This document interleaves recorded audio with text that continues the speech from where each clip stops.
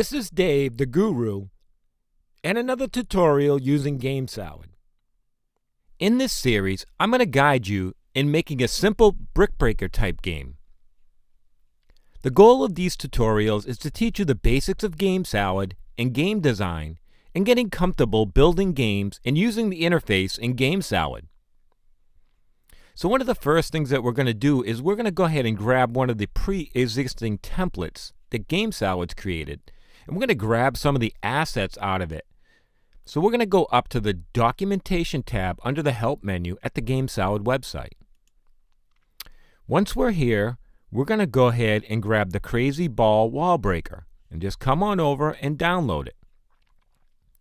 I've already downloaded, so let's go ahead and grab it.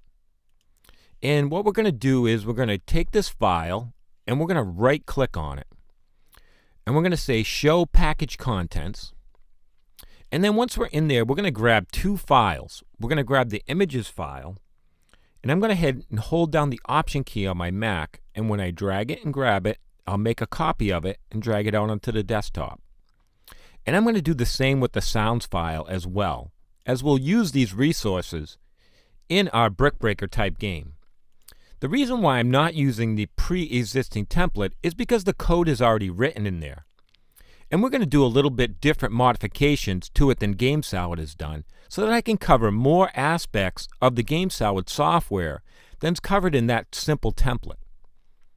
So we're going to go ahead and use the assets, and we're going to do things a little bit differently. So once you've got the assets out there, just put them aside. And then we're going to go ahead and start up Gamesalad, and we're going to go ahead and we're going to create a new blank project. Now, one of the first things that we're going to do is we're going to go ahead and change the platform. We're going to go ahead and change it to iPad portrait mode. And it's going to ask us to confirm that we're changing the size of our platform. We're going to hit OK. And that'll give us a little more real estate so that I can present this to you, that you can see it well. And we're just going to go ahead and we'll just go ahead and rename this brick breaker.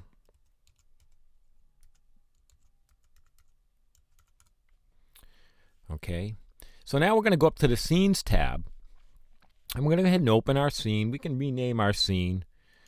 We'll just reopen it. We'll name it Brick, as this is where everything will happen. We'll just name that Brick. And we're going to go ahead and open it up.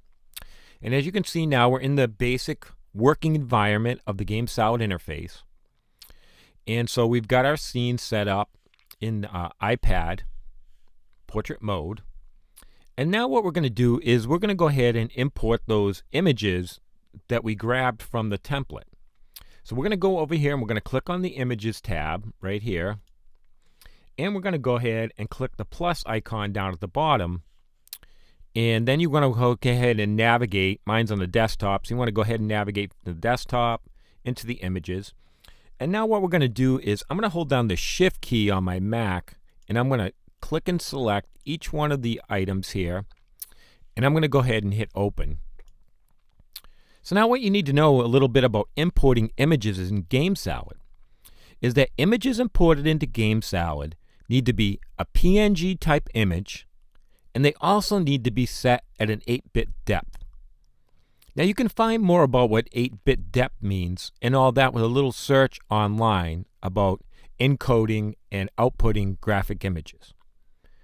Also, what you need to know is when you're addressing or building things for the iPad Retina or Apple's Retina devices, that your images actually need to be twice the size of the given display.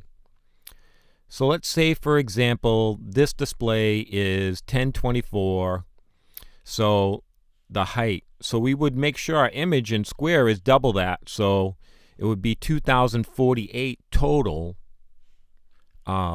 the image height overall. So you want to make sure everything that you output wants to be double the size that it is. So if we wanted an image in here to display as 100 pixels by 100 pixels, when we're creating that in our image editing software, we need to make sure that we make the image natively 200 by 200.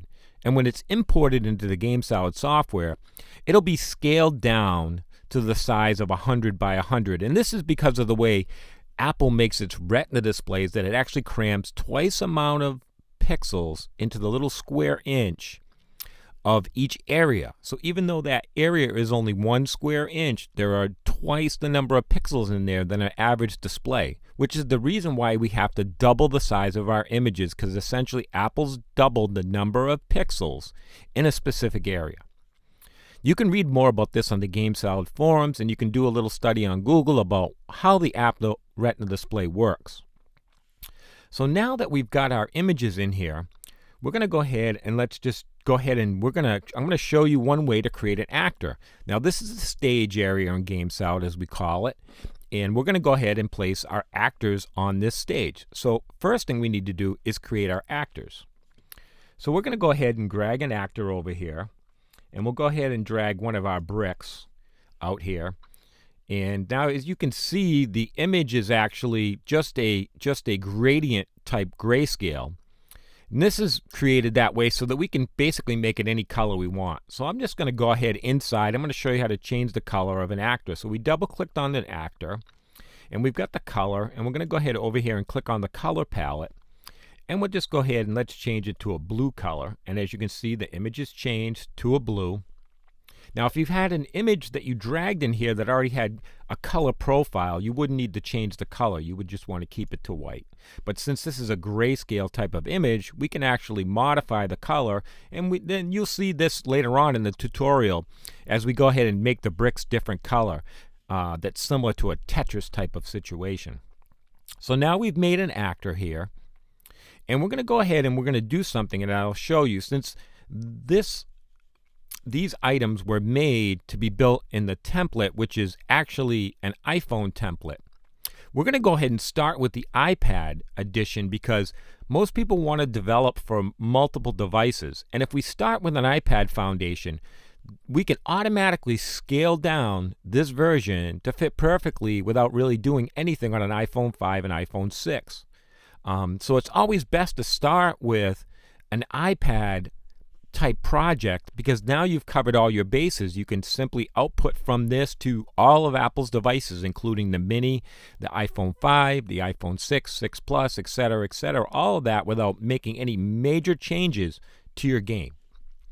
So I'm going to go ahead and show you, since this was built for the iPad, the actor in itself is very small. So we're just going to go ahead and do a modification in that. Now, when we're dealing with actors in this palette, actors in the palette here are called prototype actors. And what basically is anything that we drag on onto the screen like this becomes a child actor. So as long as we don't break the prototype between this actor and that actor, anything we do in this actor over in the palette will take place in these actors out on the scene. If not, once we break the prototype, then we have to go back individually into all these actors that we've broken the prototype and rework any code in there. Now, there are certain instances where you're going to want to break the prototype, but for 99% of the time, you want to keep the prototype intact. That way, with something like the bricks, where they are going to have all the same code, and we might have 20 of these things out here or whatever, when we make a change to our code as we're building our game and find, oh, I want to do something different, we want to make sure that we keep the prototype intact. That way, if we make a change, it happens across all the actors simultaneously, so we don't have to open up each one and change its code individually. So in the palette, we're going to go ahead over here, and we're going to actually change the size of this image. So we're going to come over into the size tab under here.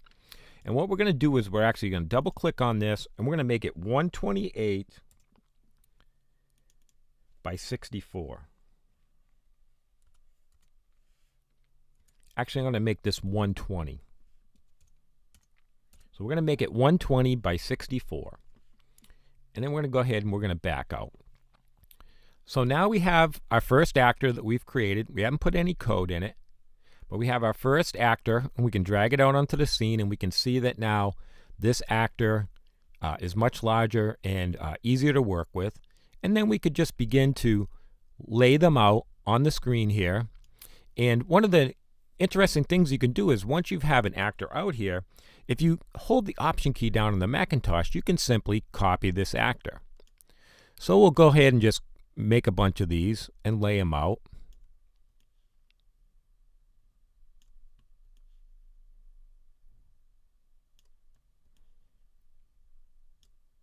And we'll just go ahead and Tweak them a little bit.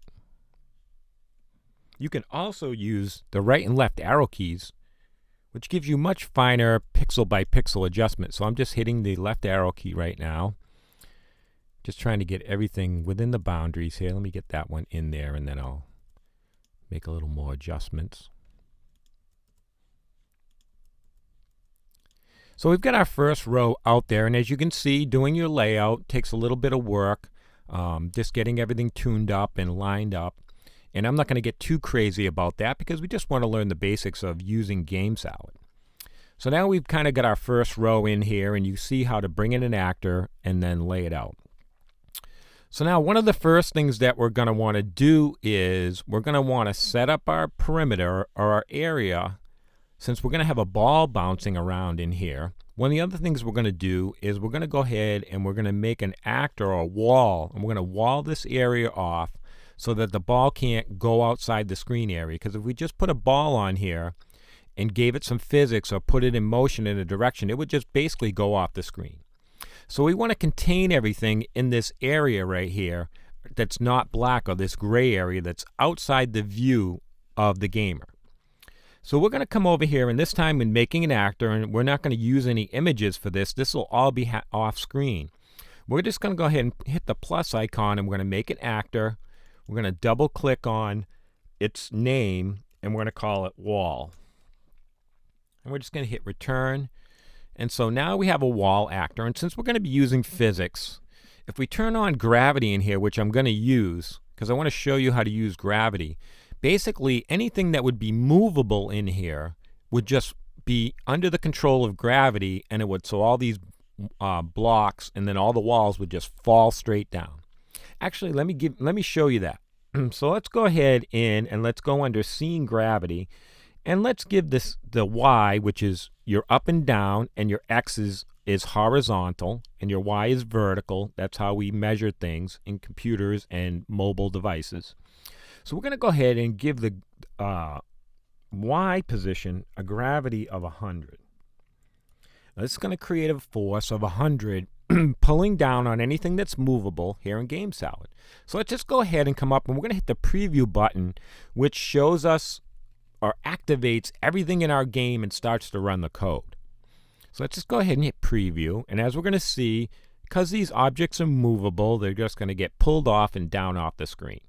Now, of course, we don't want that to happen. We want these blocks to stay static. So one of the things we're going to do, and let's do it with the blocks first, is we're going to come into the block actor, and we're going to go ahead under the physics tab. We're going to open that up, and we're going to uncheck movable right here. And what this is going to do is make this object not movable now. It's going to be static. Now, there are other ways we can make it not movable and make it move in Gamesalad, but we're just going through the basics here. We're just going to do some basics of movable, non-movable. So now, as you'll see, you'll see that since I haven't broken the prototype, which I'll show you right here, let's go ahead and look and see. You can once you unlock this, you break the prototype between that actor and the other. And as you see now in here, it's unchecked in this one as well as all the other ones. So if we were to break the prototype and do this, we could recheck movable, but in the other ones, you're going to see it's still unchecked because we've broken the prototype, the same in the layer. So now we can go back. Now if we wanted to link the prototype, we just go back up here to this button, revert the prototype, and everything's back together. And we can uncheck that. So now as you see, when I hit preview, nothing moves. Everything stays in there even though gravity is applied. So now let's go ahead and we're going to bring in some walls. And we're going to do the same thing because we don't want the walls to move. So we're going to come into the physics tab. And we're going to uncheck movable. And we're going to come back out. And now we're going to go ahead and grab our wall actor. And we're going to go ahead and just make it about the size. It doesn't have to actually even go out this way because basically once the ball hits it there, it'll stop. It's just we're just looking for the edges there. And we're going to cover the whole area here. And then once again, now that I've built one, I don't need to build another one. So I'm going to go ahead and hit the Option key. I'm going to drag it over here to the other side. And we're going to go ahead and just get that plate lined in place. And let's just grab another one for the top part. And we'll go ahead and shrink that up like that. And then we'll just go ahead and make sure we overlap here so it can't sneak through any spots. And we'll just option drag again. And then we'll go ahead and line that back up.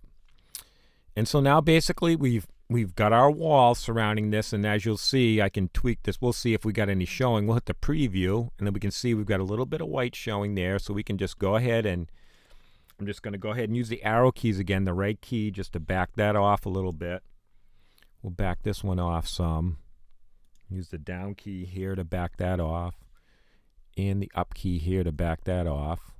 And let's see about, now we've got all the stuff out, and you can go back and really close up, look at it and get it tight, and all that as you're building a game, and adjust all these, which I'll do later on when we come back. So basically now we've got the base foundation of some blocks, and we've built our walls around here.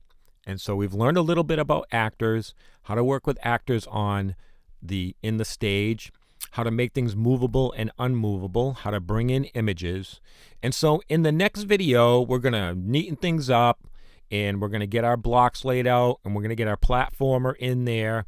And then I'm going to start to show you how to begin to draw out the code in Gamesalad, and we'll actually get into some coding.